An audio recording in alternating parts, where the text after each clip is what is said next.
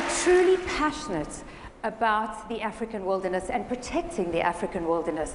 And so what we've done is we've focused on iconic cats.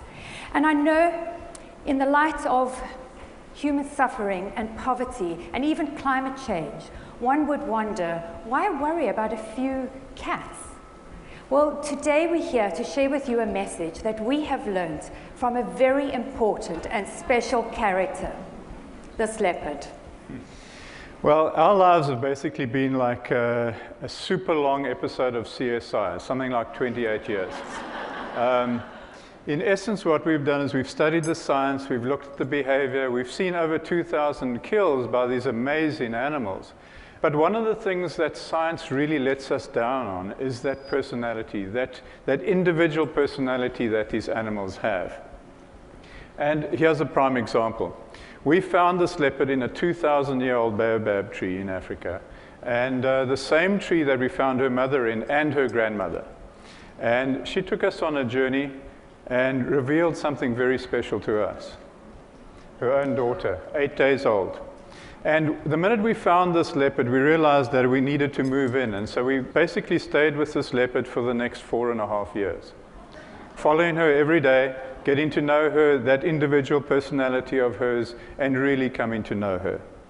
Now, I'm destined to spend a lot of time with some unique, very, very special, individualistic, and often seductive female characters. Beverly's clearly one of them, and this little leopard, Lachadima, is another, and she changed our lives. Well, we certainly did spend a lot of time with her. In fact, more time than even her mother did. When her mother would go off hunting, we would stay and film. And early on, a lightning bolt hit a tree 20 paces away from us. It was frightening, and it showered us with leaves and the pungent smell. And of course, we were stunned for a while. But when we managed to get our wits about us, we looked at each other and said, my gosh, what's going to happen with that little cub? She's probably going to forever associate that deafening crash with us. Well, we needn't have worried. She came charging out of the thicket, straight towards us, sat next to us, shivering, with her back towards Derek and looking out. And actually from that day on, she's been comfortable with us. So we felt that that day was the day that she really earned her name. We called her Lachadima, which means light from the sky. Now, we've found these individualisms in all sorts of animals, in particular in the cats. This particular one is called Intwai Dumela, he who greets with fire, and you can just see that about him. You know, that's his character. But only by getting up close to these animals and spending time with them can we actually even reach out and dig out these personal characters that they have. But through our investigation, we have to seek the wildest places in Africa. And right now, this is in the Okavango Delta in Botswana.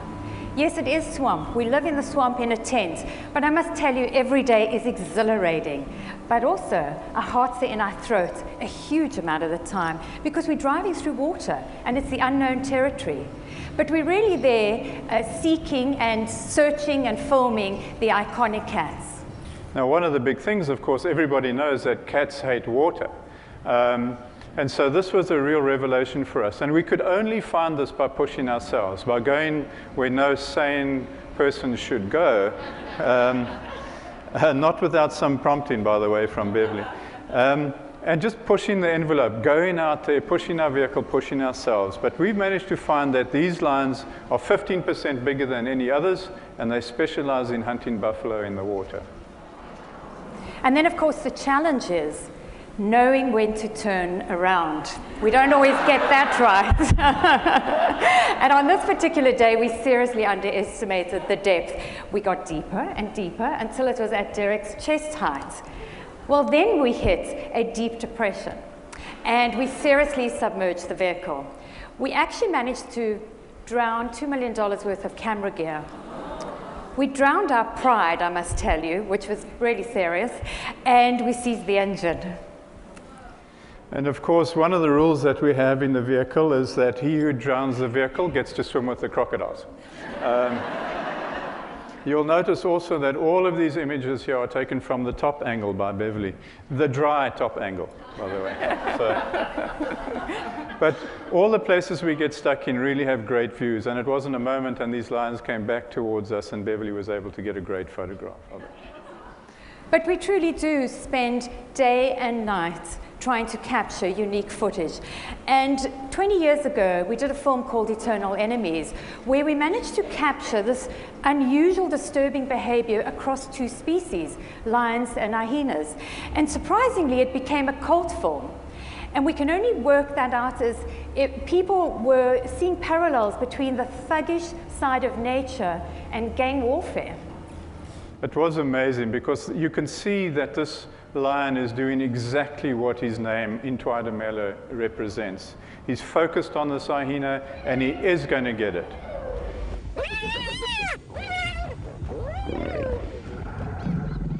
But that's, I think, what this is all about, is that these individuals have these personalities and characters. But for us to get them, not only do we push ourselves, but we live by certain rules of engagement, which mean we can't interfere. This sort of behavior has been going on for 3, 4, 5 million years, and we can't step in and say that's wrong and that's right. But that's not always easy for us.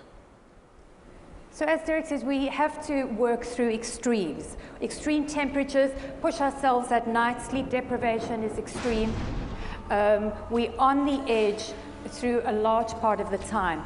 But for 10 years, we tried to capture lions and elephants together, and never ever managed until this particular night. And I have to tell you that it was a disturbing night for me. I had tears rolling down my cheeks. I was shaking with anxiety. But I knew that to capture something that had never been seen before, had never been documented, and I do believe you should stay with us. The amazing thing about these moments, and this is probably a highlight of our career, is that you never know how it's going to end.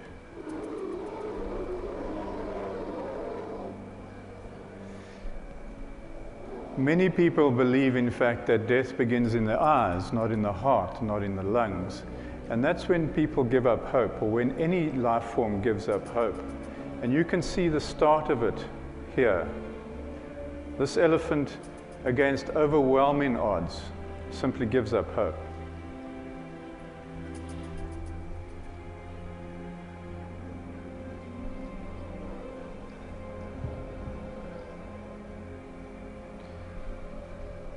But by the same token, you can get your hope back again. So just when you think it's all over, there's something else happens. Some spark gets into you. Some sort of will to fight. That iron will that we all have, that this elephant has, that conservation has, that big cats have, everything has that will to survive, to fight, to push through that mental barrier and to keep going. And for us, in many ways, this elephant has become a symbol of inspiration for us, a symbol of that hope as we go forward in our work.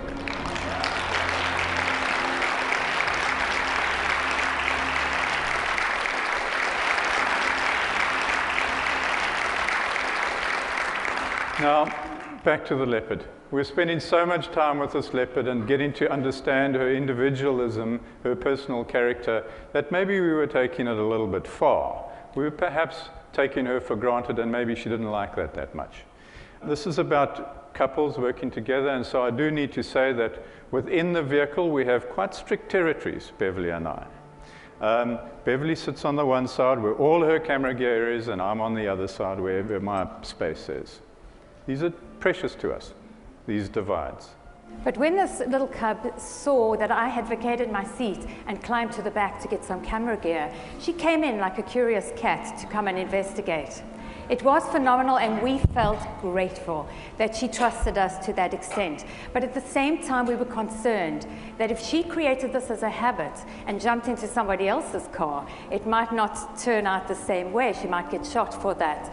So we knew we had to react quickly. And the only way we thought we could is, without scaring her, is to try and simulate a growl like her mother would make, a hiss and a sound. So Derek turned on the heater fan in the car. Very innovative.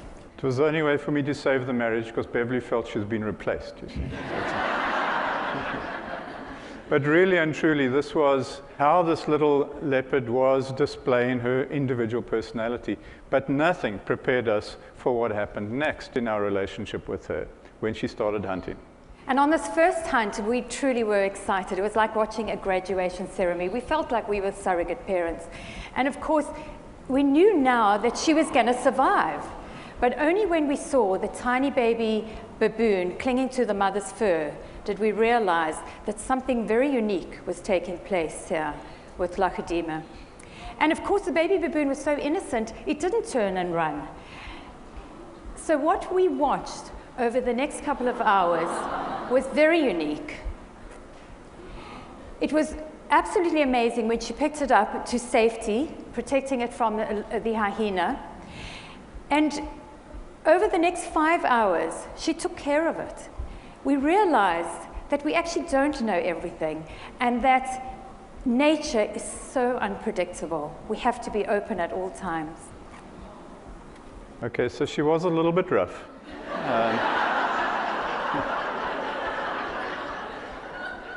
But in fact, what we were seeing here was interesting because she is a cub wanting to play, but she was also a predator needing to kill, and yet conflicted in some way because she was also an emerging mother. She had this maternal instinct, much like a young girl on her way to womanhood. And so this really took us to this new level of understanding that personality. And of course, through the night, they lay together, they ended up sleeping for hours. But I have to tell you, everybody always asks, what happened to the baby baboon? It did die, and we suspect it was from the freezing winter nights. So at this stage, I guess that we had very, very firm ideas on what conservation meant. We had to deal with these individual personalities, we had to deal with them with respect and celebrate them. And so we with the National Geographic formed the Big Cats Initiative to march forward into conservation, taking care of the big cats that we loved, and then had an opportunity to look back over the last 50 years to see how well we had all collectively been doing. So when Beverly and I were born, there were 450,000 lions, and today there are 20,000. Tigers haven't fared any better, 45,000 down to maybe 3,000. And then cheetahs have crashed all the way down to 12,000. Leopards have plummeted from 700,000 down to a mere 50,000. Now, in the extraordinary time that we worked with Lachudema, which is really over a 5-year period, 10,000 leopards were legally shot by safari hunters.